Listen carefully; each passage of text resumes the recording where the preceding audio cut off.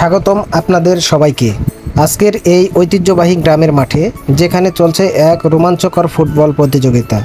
দুই দলের খেলোয়াড়রা মাঠে নেমেছে নিজেদের সেরাটা দেওয়ার জন্য। ফুটবল শুধু খেলা নয়, कैसा लगा मेरा मजाक? এটি গ্রামের ঐতিহ্য,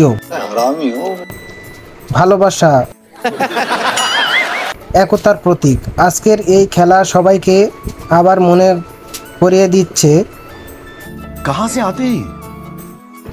আজকের এই প্রখর রোদে গ্রামের মাঠে জমে উঠেছে এক ভিন্ন রকমের উত্তেজনা।